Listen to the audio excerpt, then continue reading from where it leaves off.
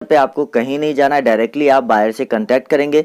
कैसे कांटेक्ट करना है ये मैं आपको आगे इस वीडियो में बताता हूँ।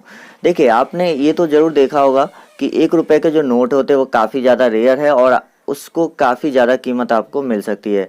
1 रुपए वाले नोट अलग अलग जो है वित्त सचिव के सिग्नेचर के साथ आते हैं, क्योंकि ये जो नोट है इसमें एक खास बात ये भी है कि 1 रुपए वाले note reserve bank of India जारी नहीं करता, बल्कि गवर्नमेंट ऑफ इंडिया जारी करता है, यानी कि भारत सरकार की तरफ से ये नोट जारी किए जाते हैं।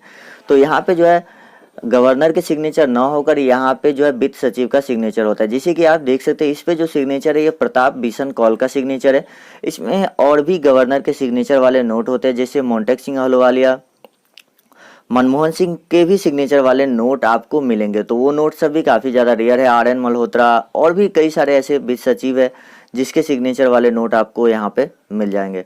तो वित्त सचिव के सिग्नेचर पे भी डिपेंड करता है कि आपका नोट कितना कीमती है। कोई वित्त सचिव अगर थोड़े समय के लिए रहा है तो उसके सिग्नेचर बहुत ही कम नोटों पे होगी, तो वो नोट ज़्यादा रेयर माने जाते हैं, इसीलिए उन नोटों की कीमत ज़्यादा होगी।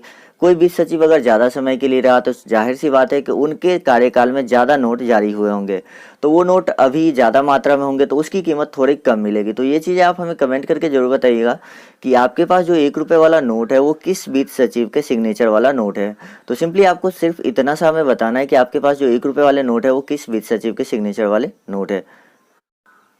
तो चलिए अब मैं आपको बताता हूँ कि कैसे आप डायरेक्टली बायर से कांटेक्ट कर सकते हैं, कितने दिनों में आपका नोट सेल होगा, क्या प्रोसेस है। देखिए, इसमें आपको कहीं भी किसी बायर के पास नहीं जाना है, ना किसी ऑक्शन हाउस में जाना है और ना ही किसी एग्जीबिशन में आपको जाने की जरूरत है। आप अपने घर बैठे ही सेल कर पाएंगे। तो चलिए मैं आपको बताता हूँ कि कैसे आपको कांटेक्ट करना है। लेकिन वीडियो में आगे बढ़ने से पहले मैं आप लोगों से एक रिक्वेस्ट करना चाहूँगा कि यदि अभी तक आपने हमारे चैनल को सब्सक्राइब नहीं किया तो रेड कलर के सब्सक्राइब बटन पर क्लिक करके सब्सक्राइब कर लीजिए और उसके बाद आपको मिलेगा एक बेल का आइकन, इस पर क्लिक करने के बाद ऑल पे क्लिक कर दीजिएगा। साथ ही वीडियो को लाइक जरूर कीजिएगा।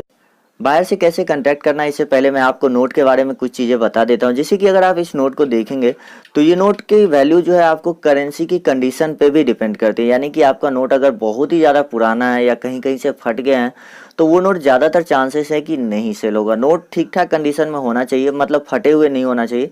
पुराना भी नोट है चलेगा, लेकिन कहीं से जैसे कि बहुत सारे नोट एक रद्दी टाइप के हो जाते हैं, तो वैसे नोट कोई भी आदमी कलेक्शन में नहीं रखना चाहता है। तो ये चीज़ें आपको ध्यान रखनी है।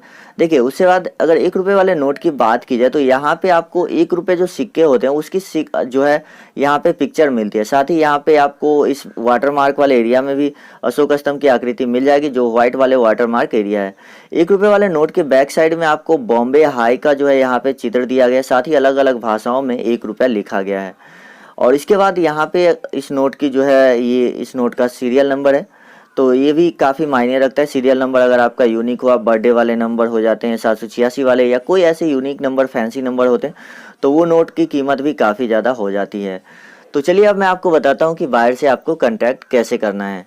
देखिए, बायर से आप ईमेल के थ्रू कांटेक्ट कर सकते हैं, जिसमें आपको अपना मोबाइल नंबर देना है, क्योंकि कई बार ऐसे होते हैं कि बहुत सारे ऐसे, अगर मैं आपको डायरेक्टली बायर का मोबाइल नंबर भी दे सकता हूं जो लोग ट्रेडिंग करते हैं उसका, लेकिन वहां पे बहुत ज़्यादा कॉल जाने की वजह से वो नंबर बिजी हो जाता है और बहुत सारे लोगों का कॉल ही नहीं लगता है। लेकिन ईमेल में क्या होता है, जब आप मेल कर देते हैं तो बायर खुद ही आपके नोट देखता है और अगर आपके नोट उनके लिए ज़रूरी होगा तो वो उसको बाय कर लेंगे।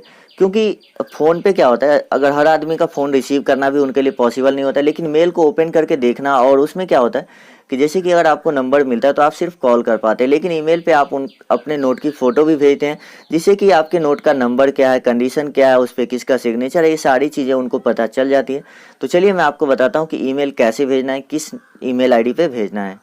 तो देखिए, ईमेल भेजना सबसे आसान है। अगर आपको नहीं आता है तो मैं आपको बता देता हूँ। देखिए, हर एक के पास एक ईमेल आईडी होता है। अगर आप एंड्रॉयड फ़ोन यूज़ करते हो तो आपके पास जीमेल अकाउंट होगा ही।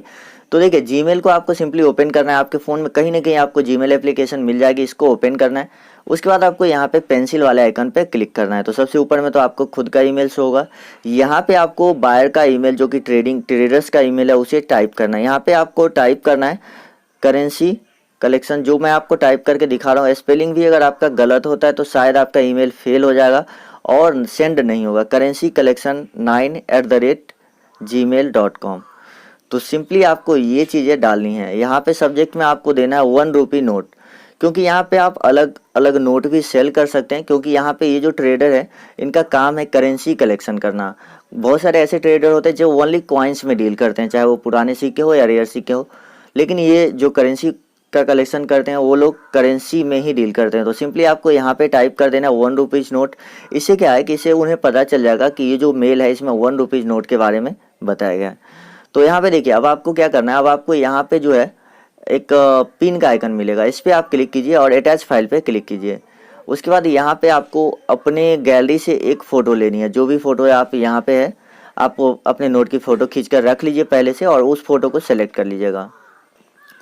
तो यहाँ पे मैंने अपने नोटों की दोनों साइड की फ़ोटोज़ यहाँ पे ले लिया है। अब मैं इस यहाँ पे कंपोज ईमेल में यहाँ पे लिख देता हूँ I want to sell this note. देखिए यहाँ पे आप हिंदी में भी बात कर सकते हैं कि मुझे ये नोट बेचना है, ये भी आप लिख सकते हैं क्योंकि ये इंडियन ट्रेडर है तो इन्हें हिंदी भी समझ में आती है। तो यहाँ पे आपको सिंपली ये चीज़ें टाइप कर देनी है। उसके बाद आपको यहाँ पे जो आपका मोबाइल नंबर है वो यहाँ पे आप टाइप कर दीजिए। तो यहाँ पे मैं अपना मोबाइल नंबर टाइप कर देता हूँ और उसके बाद यहाँ पे आपको सिंपली इसे सेंड कर देना है। अब मैं आपको बता देता हूँ कि आपको मेल का रिप्लाई कितने दिनों में आएगा। देखिए यहाँ पे सेंडिंग लिखा रहा है और ये सक्सेसफुली सेंड हो जाएगा। देखिए कई बार ऐसा होता है कि बहुत सारे लोगों को मेल सेंड नहीं हो पा रहा है, तो इसका कारण होता है कि जो है कुछ कारण मतलब हो सकता है आपका इंटरनेट स्लो हो, या कई बार जो ट्रेडर होते हैं उनके ईमेल बॉक्स पूरे फुल हो जाते हैं तो इसीलिए ईमेल सेंड नहीं होता रहता है। तो आप एक दिन बाद ट्राई करेंगे तो सेंड हो जाएगा। जैसे कि मेरा सेंड हो चुका है, अभी आपने देखा कि मेरा सेंड हो चुका है, फेल नहीं हुआ, तो सेंड हो जाता है। लेकिन अगर आपको कभी फेल आता है, ठीक है, तो आप अगले दिन ट्राई कीजिएगा और सेंड हो जाएगा, क्योंकि जब तक वो ईमेल को रीड कर लेंगे, जितने भी सारे ईमेल होंगे उसको रीड कर लेंगे तो आपका ईमेल सेंड हो जाएगा। तो ये प्रॉब्लम, क्योंकि जो पिछली वीडियोस थी उसमें मैंने आपको बताया था, तो उसमें बहुत से लोगों के कमेंट आ रहे थे कि मेरा ईमेल जो है सेंड नहीं हो पा रहा है, फेल हो जा रहा है। तो इसका भी सॉल्यूशन मैंने आपको बता दिया है। और हालांकि जहां तक मेरा उम्मीद है कि ये जो ट्रेडर है